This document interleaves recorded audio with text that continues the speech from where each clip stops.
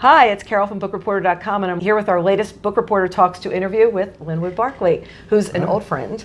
Not old friends, but we've been friends for a while. I'm getting on. But yeah, we first met at the Festival of the Book, I think in Charlottesville in like 2007. Wow. At this sort of garden party thing, and we somehow ran into each other, and we started talking about Jack Bauer in 24, and all this other stuff that we were watching and so forth and analyzing. And I thought, here's someone who wastes as much time as I do. And we're reading and we're also watching, and we have comments about everything. We always have opinions. Yes. Sometimes we agree. We don't agree on every show, but we've also turned each other on to watching a lot of stuff as well. Yeah, for sure. Well, meanwhile, I have enjoyed reading Linwood's books, including the Promise Falls trilogy, Parting Shot, A Noise Downstairs, and today we're going to be talking about Elevator Pitch, which I completely love the title of, besides everything else. I remember many times when we were first looking for investors, what's your elevator pitch? What's your elevator pitch? And I was like, I know, it's kind of like I was saying the other day, I was at this the librarians convention in Washington, and I said, remember the Seinfeld episode where Kramer wanted to do a coffee table book on coffee tables? And I said, so I wanted to do an elevator pitch about elevators. It's a bit meta, I guess. And of course, and the opening chapter is a guy getting on the elevator trying to make a pitch to some producer. And then, of course, things go horribly wrong. Things go terribly wrong. Well, a couple of years ago, when we were at Thriller Fest, you told me you had this idea for the book. I remember we were sitting next to each other at lunch, and I just finished writing a book, and you said, I've got this idea that this is what's going to happen with the elevator. I haven't looked at an elevator the same way since then. So where did you get the kernel of this idea? Yeah, well, and as I was saying, I'm glad that you're freaked out now, because I've been what we're telling everybody is this book will do for elevators what Psycho did for showers, or what Jaws did for the beach. And in Toronto, where we live, back home, and I was just listening to the news at 6, the local news, and they said that Toronto did not have enough elevator inspectors. There wasn't an actual problem, but they said that there aren't enough people who were doing those inspections. And then it was just there. The idea of a guy who was sort of a different kind of serial killer who's going around wiping people out by sabotaging elevators seemingly at random, but is it random and so forth. And that was the idea, and I thought it was so out there and so kind of crazy, and I mentioned it to my agent, Helen Heller, and I sort of said, I had this idea for a guy who's, and I told her, and she says, oh my God, you have to write that starting today, and she just, take the elevator and leave. That's right. Go write just the book. Go do that. Right. And so, because I was actually at the time writing A Noise Downstairs, and I thought, well, I would like to get this one out of the way first.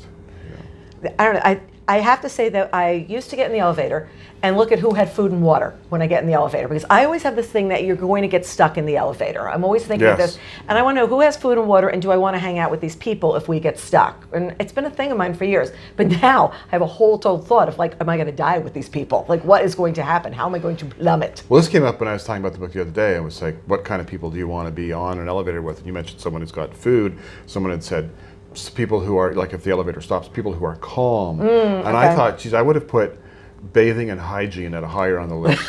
It's true. There's certain people you don't want to be in enclosed space with for too long. It's long, yeah. It's always especially when you're coming back from lunch, what's in that bag? I was always thinking of. But the bathing, the hygiene thing. I think that's pretty high. I mean, if I think about that, if I'm going to plunge to my death, I at least want to go without having to, do what a lot of this. Exactly. And you want to be with fun people. You want to be spending your last moments with some really fun people. Okay, we could be on the elevator together. We'd have fun. All right? That's all I can say. We'd have a good time. So did you know exactly where the book was going to flow from the start, or were you playing around with that and have to stop at a couple of floors before it came together? I knew pretty early on all those sort of plot elements when I started it. I didn't quite have, when I started writing it, I don't know, I didn't have, there's a kind of 50-page finish in the novel that's pretty spectacular. Intense, and you can't stop reading, right. And I hadn't quite figured out how I wanted to pull off that ending. And I think I was maybe 100 pages in or something. I thought, okay, now I know how I'll just the mechanics of it and where I want it to happen and so forth. And and that's kind of when I imagined the construction of a new massive skyscraper in New York that was be under construction at the top of Central Park. And I thought, because we don't have many of those going on at all. No, well, Nothing I was inspired like by what is the one on Park Avenue, that one that's just so immense. So I was looking at it I was thinking, what if a builder came along and said, well, I want to outdo that one. Right. And so I invented a building and then thought, now I know how I can do the finish on this. And it is a real ramp up of a finish. Did you write the whole last 50 at one time, or did you actually stop and have a cocktail in between? Well, I did probably write the last 10 chapters or so pretty quickly, kind of a white heat. Didn't happen in a day, but I mean, I tend to write about 2,000 to 3,000 words a day, a lot of times kind of 2,000 words a day. And I think as I was getting towards the end of that one, I think the last day I worked on it, I did 5,000 or 6,000 words on it. Wow. Because it was just, Yeah, and it's so fast paced that as you're reading that part, your heart is pounding, and it's just going to be this really big ramp up to the finish. It's really interesting. When I read your books, we're always introduced to a number of characters. And you get very in depth about these characters, and you try to figure out how all these people are going to come together later on.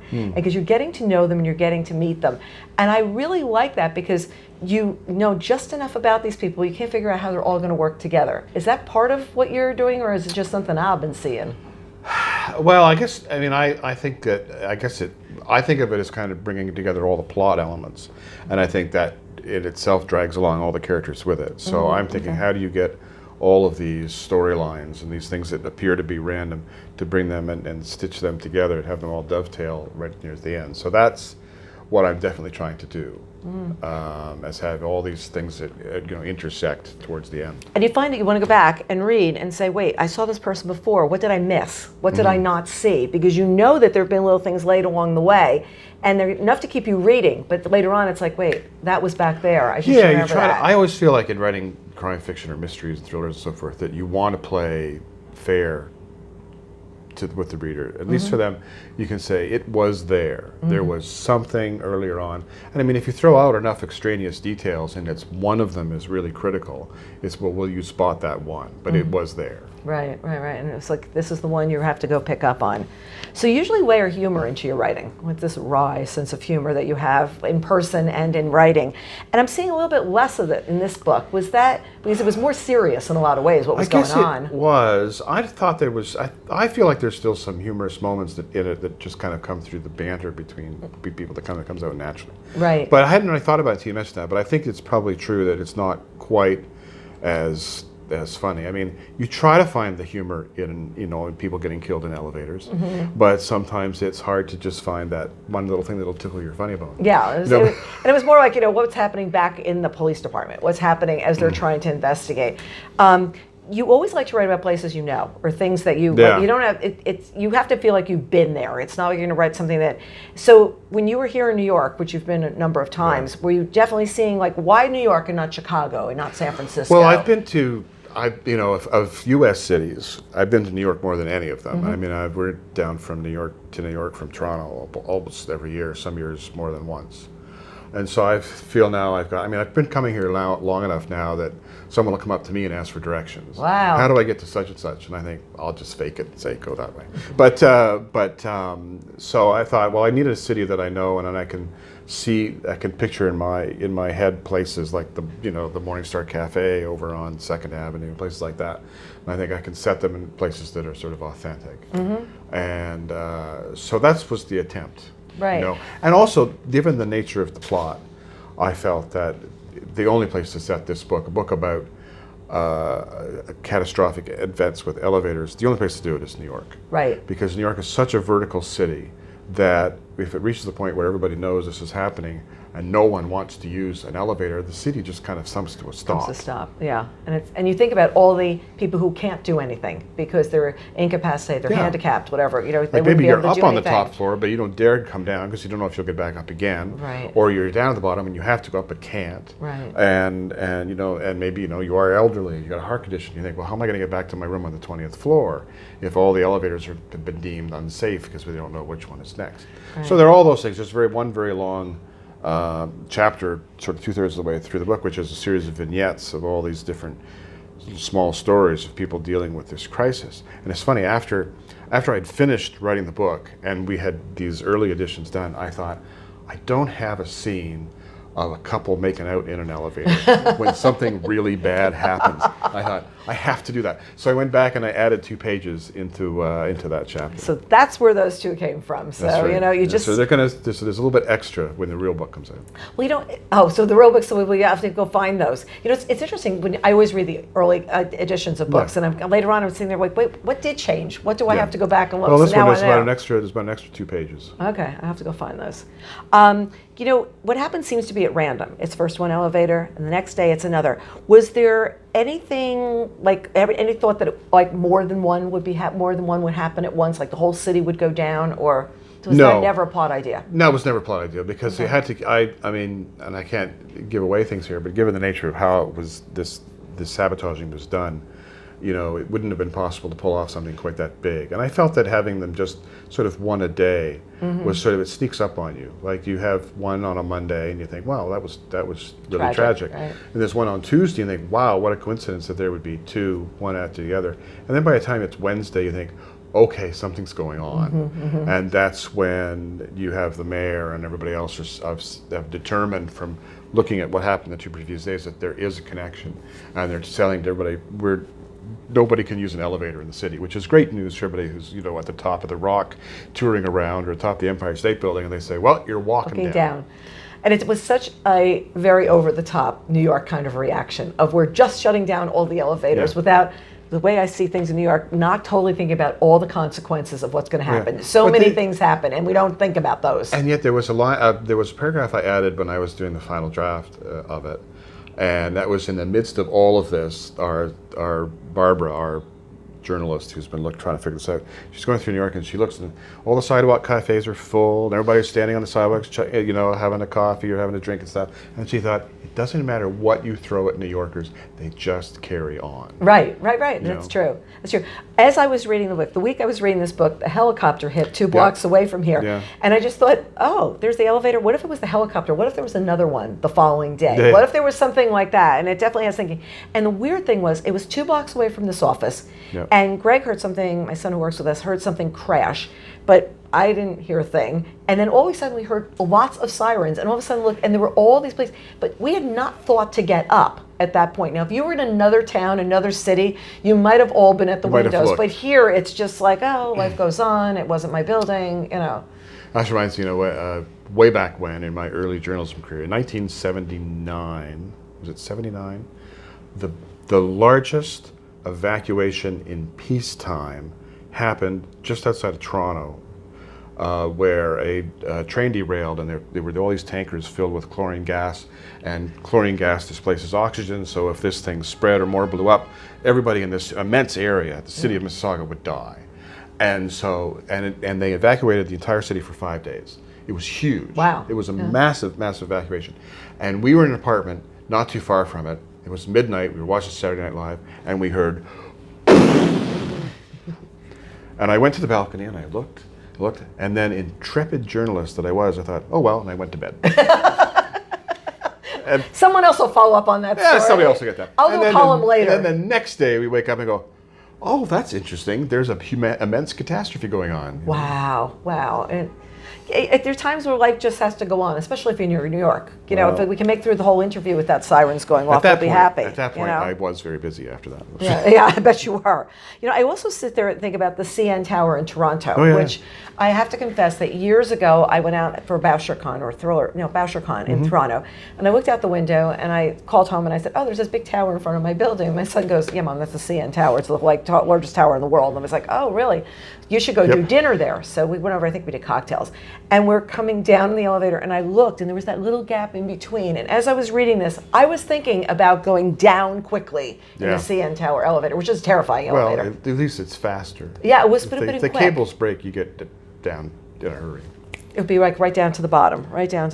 There's a fingerless body on the High Line, but also fingerless. Yes. Yeah, that and the High Line's become such a huge tourist attraction right now. Is there a reason that you snagged that as the location? I just love it up there. I mean, I've been up. I've walked it a couple times. Maybe once. It seems like twice. But our son Spencer, who's real interested in architecture and all sorts of stuff. I was down here with him, and we walked a good part of it. And I just thought it was such an interesting location that it seemed like a really good place to put a body. Yeah, it was. As they trip over, and because it closed at night and opened in the morning, it's how did it get there? What ended up happening. Speaking of which, have you been over to Hudson Yards yet? Not yet. Yeah. I want to get over to see. I'm not going to happen this trip. Yeah, it's not this trip, not time. So your books have really high concept that gets drilled down to something in ordinary life. The elevator plunges, but behind the story there are people. And are there always two separate ideas, or are they in sync? Like the people, what's happening with the people, and then your big concept. Like you've got the idea of the elevator plunging. Where does the journalist thing come from? The concept came first, and then once I had the what if, then I thought, well, who's going to be involved? And it just naturally seemed that in this book I would have a journalist, not a conventional one in the sense that she works for the Times, whatever, because print is kind of fading, and there's a lot of online work now. So she works for an online site that covers politics for New York. Yeah, so once I got the concept, I thought, well, who's going to be involved in this? And I sort of saw 2 or 3 streams that were going on. There was the police end of it that are starting to look into it. Then you've got the mayor and what he's dealing with. And in the between here, you've got a really sort of tough as nails, kind of flawed journalist named Barbara Matheson, who's on to something and who's also got a kind of personal axe to grind. She's always going after the mayor and so forth. And so she gets drawn into it very quickly when the first elevator catastrophe happens, and someone who had been an intern working with her at one point on this online news site, she sees that she was one of those in the elevator. So now she has a personal interest in trying to find out what happened. And the more she digs into it, she finds that there's stuff about this that's just really strange, And it's interesting because journalism has changed so much since the days that you were in journalism, but that person who has the eye for the story, and the person who's still going to go dig deep is still the person that you're always looking for. That's the person you always want around. I mean, how journalism is presented to us is evolving, but you still have people who want to find out, who want to dig down and get to the truth. Get down to the truth, or another. There's people I follow on Twitter who will do a Twitter thread of 24 pieces, entries, and they're doing journalism. But it's just coming at us in a way that we hadn't seen before. Right. It's just completely different. When you write the first draft, when you've got the idea, about how long does that take to do? About 3 months. 3 months. 3.5 depends, but it depends if I have other stuff going on. But it's generally usually I spend a couple of weeks just kind of making notes and figuring out who the main characters are and the players and so forth, and then I think, just start writing. Yeah, I've got enough. I usually find that the first 50, 70 pages or whatever just go like that as I kind of get into the story, and then I kind of stop and think, okay, there's a million ways I can go now. Which one are we going to do? One of the fun things that was to do, because the Barbara character is kind of an opinion columnist. I mean, she's digging, but she writes with opinion, and it was really fun to write her columns. Right. Because that's what I used to do. That's what you used to do. Yeah. I used to write columns for the Toronto Star, and so I thought I know how to do this part, and I just sort of had to get into that that mindset, which was fun. Do you ever miss the journalism? Ever miss writing those big columns? A little, because what I wrote, I wrote a humor column for the Star for 14, 15 years. And a lot of them were sort of just funny domestic stuff, but I also did political satire. And so my outlet now is Twitter. Right. So if I have some sort of political axe to grind, although why would anyone be unhappy with anything that's going on? But if I do, I use Twitter. And it's so, and of course what's really interesting is with, 280 characters, I make my point, and I used to take 600 words to do it, which tells me that the columns were overwritten. Could have been drinking that vodka earlier in the day. You could have been going to cocktails a lot earlier in the day. Just do a column of 280 characters and then knock off for the day. Yeah, and it is really interesting because everything's so much more pithy. Yeah. But what we've been seeing over and over is there was a book that will go unnamed that I had my book group and another 2 book groups that I was in read, and they were like, there were so many words, there were so many whatever. And I was like, wow. And then I realized... Don't you hate a book that has a lot of words in it? But I realized that this was it was like a very measured kind of book and whatever. And people are used to information coming at them like this. There's an opinion, there's opinion, there's opinion. You jump in. And everyone has gotten so pithy and funny and witty. And that's true of just about everything in entertainment and so forth. Like, I'm a big fan of James Bond movies. And if you go back now and look at some of the Sean Connery ones, compared to the current Daniel Craig ones, they're glacial. They're Yes, I agree. They're so slow moving. It's like, will something happen? Let's light the They're cigarette. Let's get into the God, it's like- bathtub. it's so- Let's. They're almost, we have so much ADHD now that we need to be, like, we need something always happening. You just watch those ones, you think, I can't take it. This is just so boring. And it's like Daniel Craig has to go out of the plane. He's got to hold on to something, move this, that, the other thing, in and out. The other one, it would be flying in the plane. That's all we'd be doing, is cruising along, and the plane would drop like this. So what's revising like? Is that some version of torture, or? It's torture when I think about it. Right. When I find out, I have to go back into it, or the editor thinks it needs this or it needs that, or I think it needs something, and I just feel just kind of overwhelmed with despair, of getting back into it. And then once I get into it, I think, I can make this better. Yeah. And so once I get into it, I think I'm okay with it. It's funny. I've been doing a bit of TV screenplay stuff a bit too, and. We're trying to get the Promised Falls series made into a TV show, and I'm writing the pilot. And so I wrote the pilot, and then I hand it into these producers, and then I get like 4 pages of single-space lines of what they think it needs, and I just thought, why am I doing this? I don't need to do this. It's a huge hassle. Why do I? It's all stupid and so forth. And then I stayed mad for a couple of days. And then I sat down about 2 days later and thought, okay, I'll get working on it. And then I was even angrier because it started to get better. And I thought, these were right. These were good notes. They were really good notes. I hate it when they're right. But you can make it better, and it's like there's something nice. Better. Well, it's even nice that you add the 2 pages, and you're like, wait, I don't have the couple in the elevator. That's what I really needed, and it makes it stronger. A lot of times, authors say that they cannot read their own audiobooks, like they could never narrate their own because they want to rewrite as they're listening. Oh yeah, I can see that. I've done even at readings. When you just do a reading from a chapter or whatever in front of an audience, sometimes I'll see something and I'll change it. Yeah. But that's why no one's ever asked me to do the audiobook and to read it, but I can't listen to them. Like I've only once listened to 1 chapter from one of my books 10 years ago. That's all. I never listened to any of it. Do you ever read your book aloud to yourself to just hear the cadence? Not it's usually. Interesting because some I might while writing it, I would sort of read aloud in my head. Right. Reading aloud in my head to see if it makes sense. When you write, music, anything in the background? No. I picture complete quiet when you write. Well, it's not complete quiet. I mean, it's but I just can't. I love music, and I mean, if I were going to have music, I'd either have movie scores or Oscar Peterson or Diana Krall or who knows what playing, but I find it's distracting. I can listen to it maybe if I'm doing proofing or some other kinds of stuff, but I can't when I'm writing a first draft. I can't have music. When we were driving this morning, Greg was driving, and I was writing the newsletter opener, and he was listening to Bruce Springsteen, which was fine because I knew the songs. Yeah. But if it's anything different where it's going to jump from one track to the other, I can't listen. I can't listen to anything. But I have to completely concentrate. Sometimes when I'm reading, I don't want music in the background either. My husband's very big on playing music on the patio, and I'm like, can we just turn that down? I just want to read the book. Oh, I cannot read a book with music on. Okay. That's really hard for me. Yeah, I'm hearing that in the background. Distracting. It's too noisy, and he listens to music constantly, and it's a big deal because I'll be sitting there reading a book, and he's like, "Do you want me to turn music?" I'm like, "No, I'm totally fine. No. I'm in the characters' heads. I'm okay." No. So Stephen King is a huge fan of your work, and he has said this about elevator pitch. Read Elevator Pitch as soon as possible. It's one hell of a suspense novel. And his son, Joe Hill, has this to say: the novel moves so fast as a falling elevator and hits just as much force.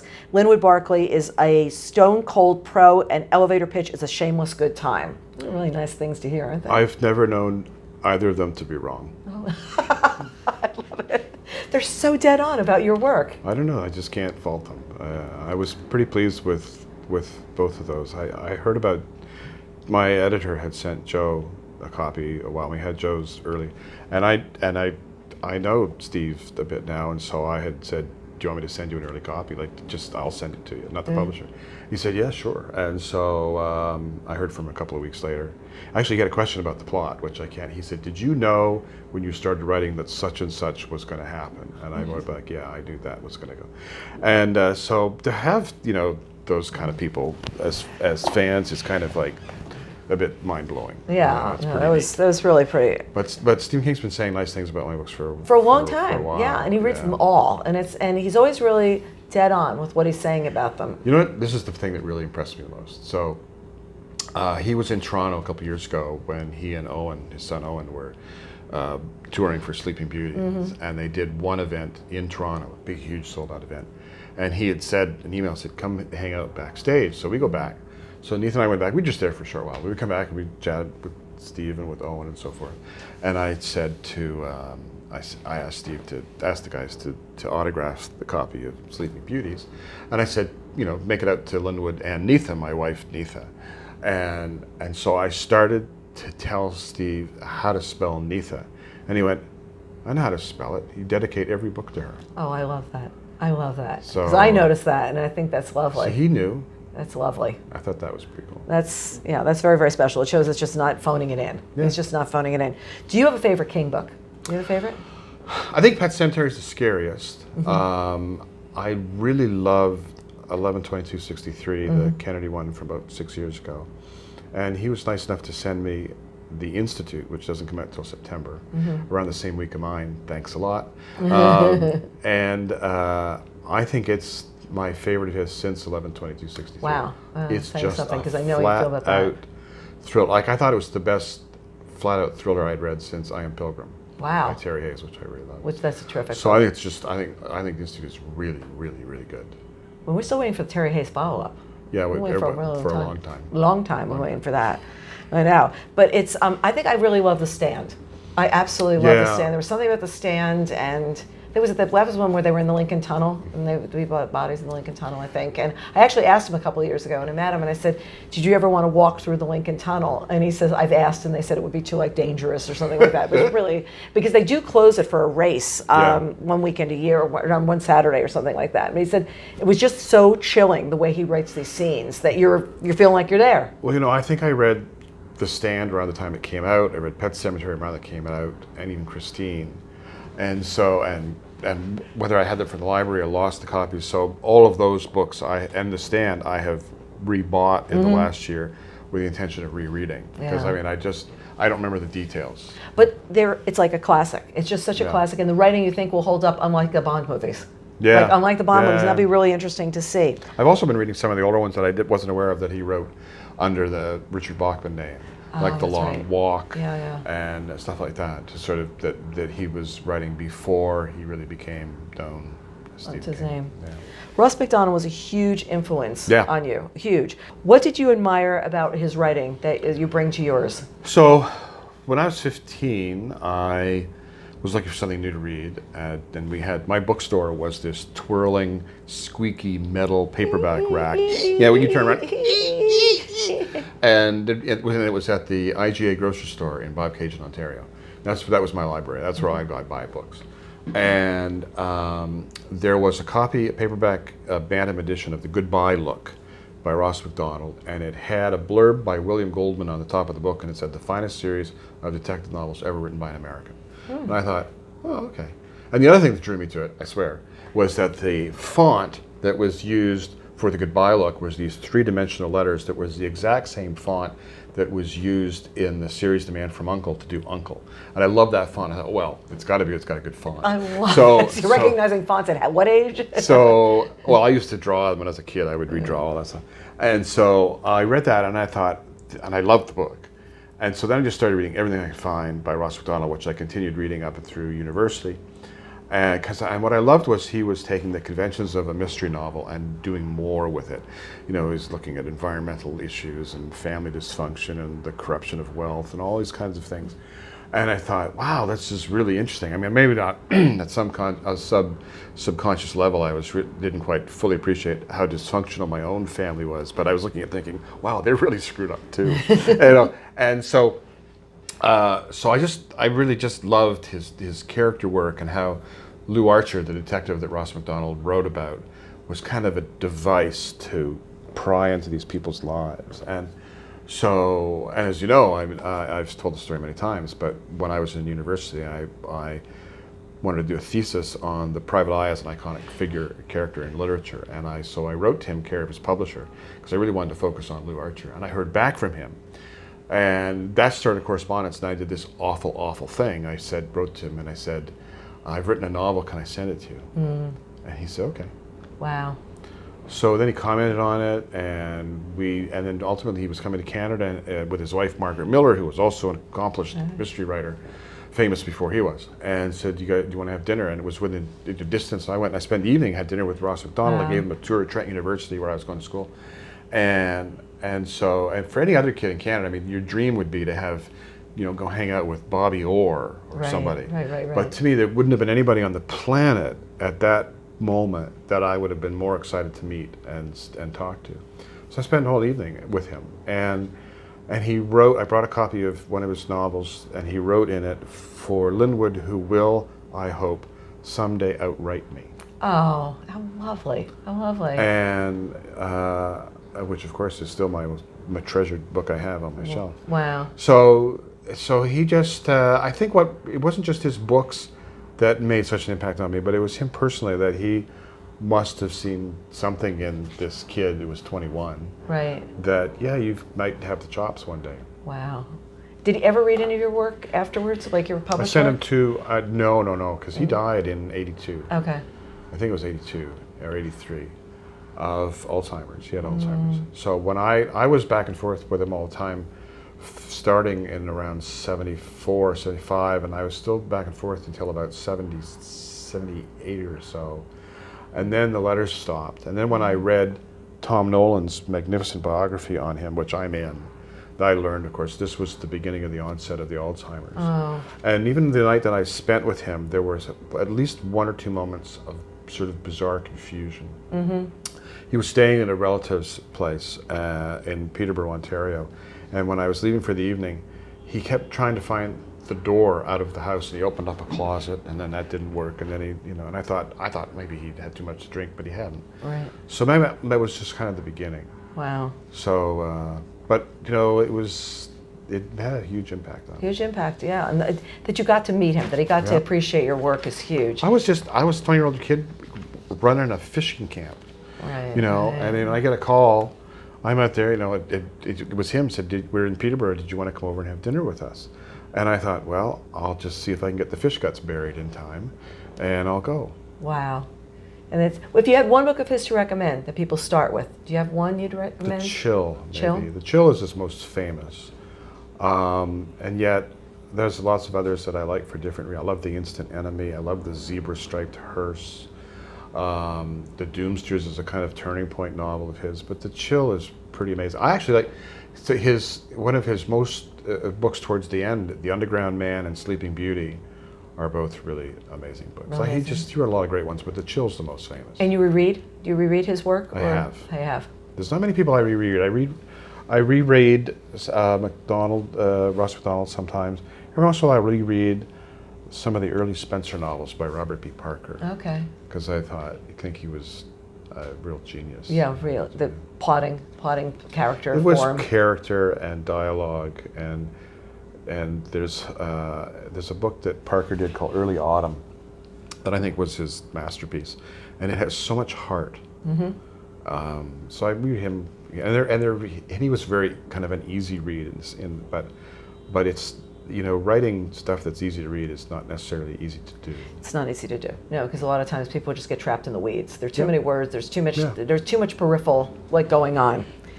So on a personal note, you just recently moved downtown from living out in the burbs. Yeah. And what's that been like, moving to downtown? Awesome. Yeah. So for the longest time we lived outside of Toronto, anywhere between 20 and 30 miles. And we kept talking at times about whether to move into the city. Our kids both live downtown. My wife's family, her sister lives downtown. And any kind of a book event or publicity, anything was always in the city. Right. And the drive in was getting exponentially worse every year. So if you had an event, if you had to be in Toronto at noon, if I had to be in downtown Toronto at noon, I'd probably leave the house at 10. Mm-hmm. We know that feeling. And now, if I have that same meeting at noon, I walk down to the end of the street, which takes 2 minutes. The streetcar is right there, and I'm at this event in 10 minutes. Wow. So we're right in the city. So you can do more. You can do more. Like within the longest it takes to get to any of these things is 6 minutes on foot. The bank, the post office, place where I get my hair cut, about 100 restaurants, And everything is all very, I mean, I love driving, I love cars, but we've gone as long as 8 days without even taking the car out. Wow. Very, very, very nice. Very nice. We just love it. So what's the writing room like in the new house? It's just slightly, it might be just slightly bigger. And I have this big, huge, big square window where I have the desk in front and look out, and it looks right onto the street. So when FedEx comes, I can get to the door by the time they get there. And so I have a nice view of the street, and I can walk there, see people walking by. I'm up on the second floor, so I have a nice view down. So I have a really good view and nice light and lots of places. You know, I've got lots of shelves and places for my toys. Right, because you have lots of those toys. All my silly toys and on the shelves and so forth, and some really neat stuff on the wall. And so it's great. Happy writing there. Happy writing place. Yes, you know? it is. It's interesting. You say that about the FedEx guy coming. I have when I work at home, I have a window on the front of the house, and I see the UPS guy come, and I want to get down the stairs fast enough to hand him a bottle of water.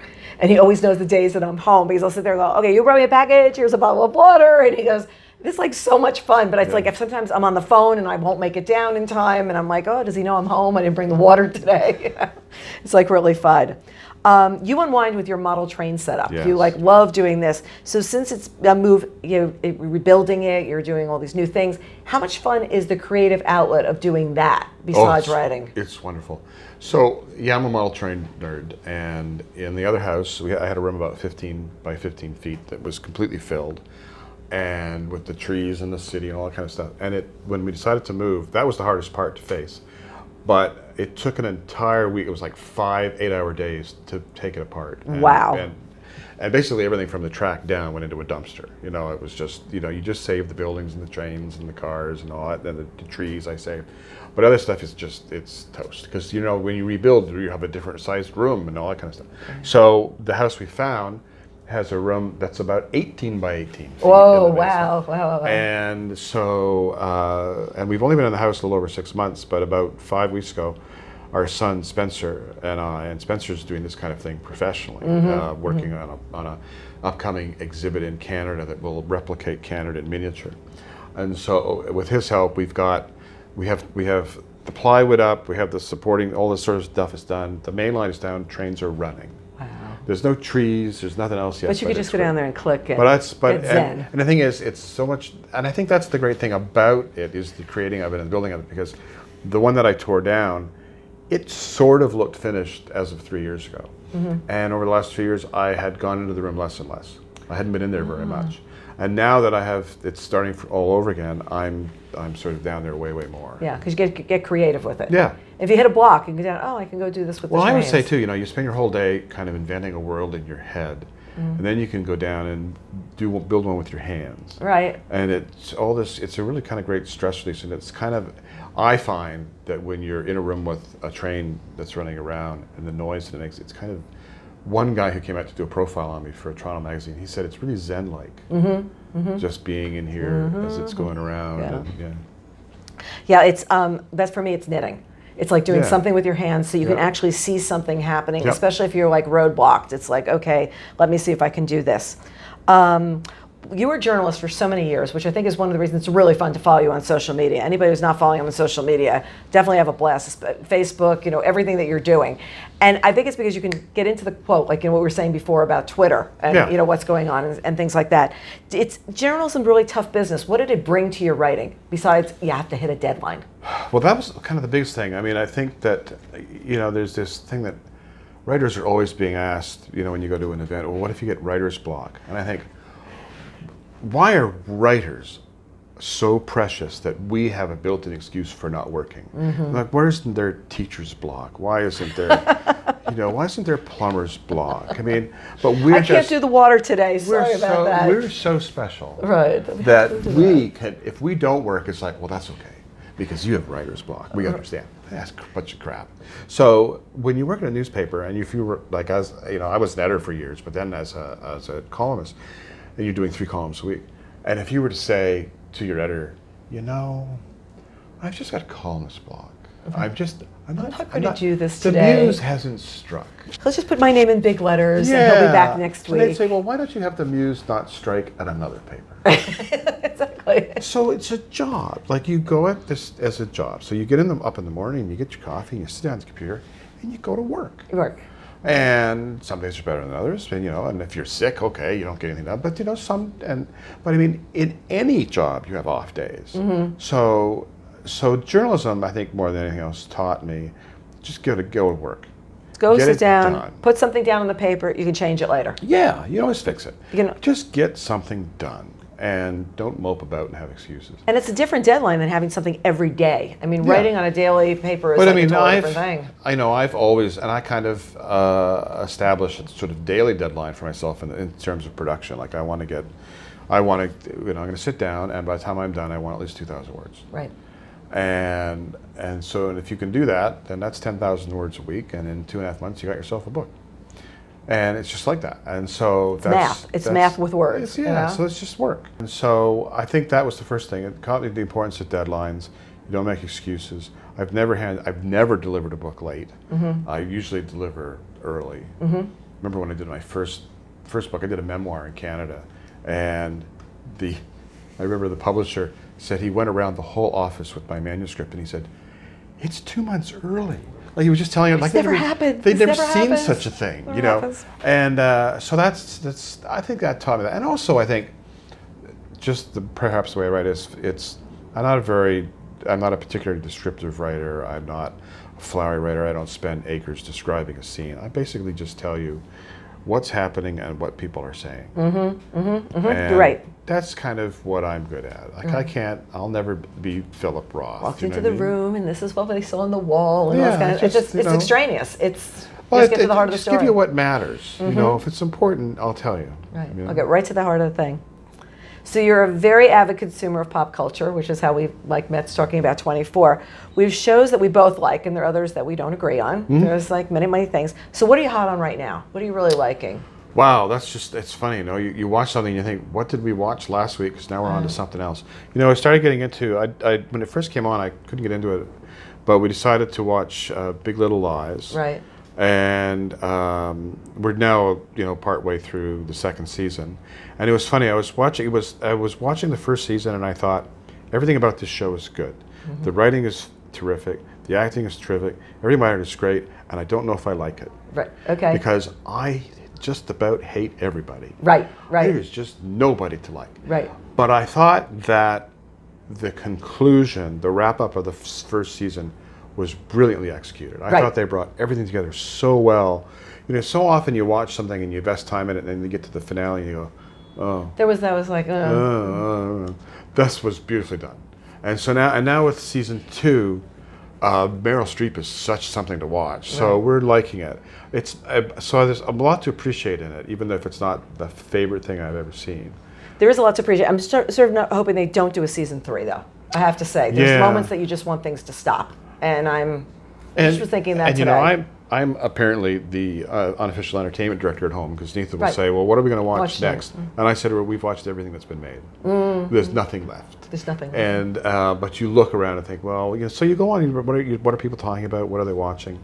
And some we can get into, and other. But I have to tell you, it's got to be good, because if it's just okay, we're out. Mm-hmm. Because there's so much on now that you could just click over to something else really fast. That if it's not really good, I don't have time for it anymore. Right. And so, like we watched Dead to Me on Netflix, which I thought was pretty good. Mm-hmm. And we stayed with that. And then, but I thought, they're going to do a second season, I guess. And I think, I don't know. I don't care. I don't know if I care. I don't care. But I thought it was good.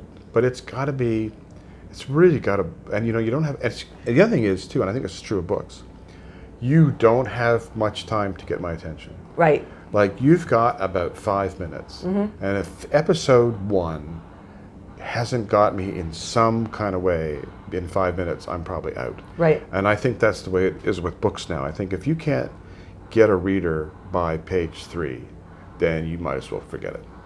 Because they're not going to, especially since you can read a couple of chapters online. If you are buying online or if you're standing in a store, you just read If I'm not into it, there's something else I'm going to go pick up. Yeah, and I think it all goes back to this. You have to start well. This goes back to this. We all have seem to have, all grown into a very short attention span. Right. And so I feel like you really have to get their attention. Like people say, "Oh, I know it starts slow, but by the time you get to page 80, you're going to love it." I'm thinking, I'm going to get to page 80. Not going to get to page 80 anymore. No.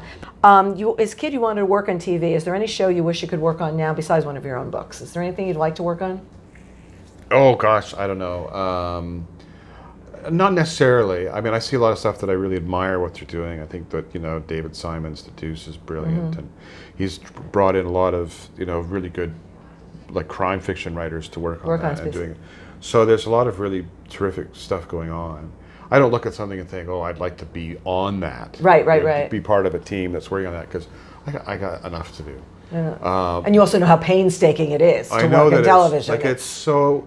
I'm learning. It is such a different process. I mean, in last year, in the time that we were going back and forth with producers to write, this is not a joke, we were writing a 12-page pitch document that we wanted to take to various networks to see if they wanted to do a series on Promise Falls. And in the time that we went back and forth on this 12-page document, I wrote a novel. Wow. I wrote an entire novel. Hollywood is slow. It was just glacial. Yeah. And everybody has an opinion.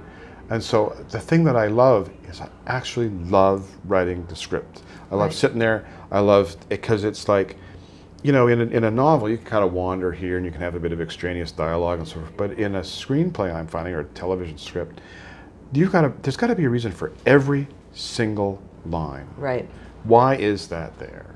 And it's really distilling something to the essence. So I like the writing of it. Well, it's nice. Enter room. You don't have to sit there and say anything, any more description than that. No. It's enter room and you're in. No, when I started doing that, I got involved with this fellow who directed Casino Royale, Martin Campbell, a couple years ago, who wanted to make a series on Trust Your Eyes, and it didn't come to be.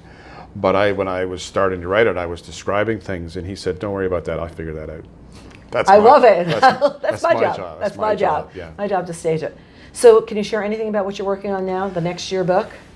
Well, it's funny. I've got another book done, and now I'm debating whether to put it aside and do something else, because it's great. I mean, I love the book. I mean, I've written a thriller. I don't have a title for it yet that I'm crazy about necessarily, but I've written a thriller. I describe it as think Jurassic Park, but instead of dinosaurs, it's self-driving cars.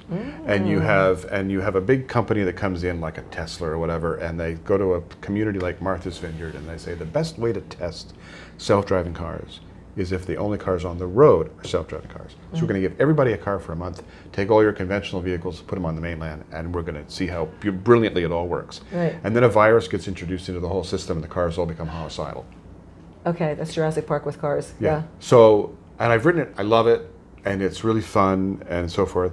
And yet I had another idea that I discussed yesterday with my agent and my editor that just kind of came to me in the last week that is just so awesome that I'm debating whether to set the other one aside for now. Okay. But they'd have to give me a little more time to deliver, because I should be delivering in the fall, and it'd probably take me till early next year.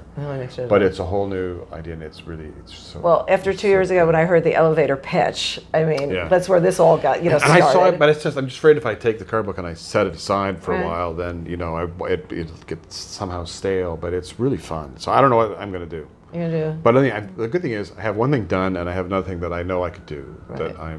That's nice, because there's not writer's block, because you wouldn't have that. That's right. Folks, Elevator Pitch is fabulous. You definitely want to read it. You want to follow him, and you want to sign up for his newsletter, because it is a lot I there's train video. I think that's the big selling point. The train video train video will be in the newsletters. We always update what's going on with the train videos, but also just what you're talking about, what you're reading is fun. And there are a lot of authors that you go out there and they're just hearing blah blah blah, but I always find that what you're looking at is really interesting, and it's something that you're going to want to get people jazzed about. You know what I just read too that was amazing? I read this huge biography on Mel Brooks. Oh, really? By Patrick McGilligan. It's called Funny Man, Mel Brooks. I devoured that book. I don't read a lot of biographies, but that one, and then last year I read Robin by David Itzcock. But yeah. And the Mel Brooks biography is so good. It's so fascinating.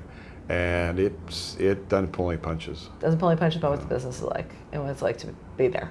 Yeah. Folks, elevator pitch, buy it, read it. Thank you so much for joining us. It's always been great to talk to you. See you, Carol.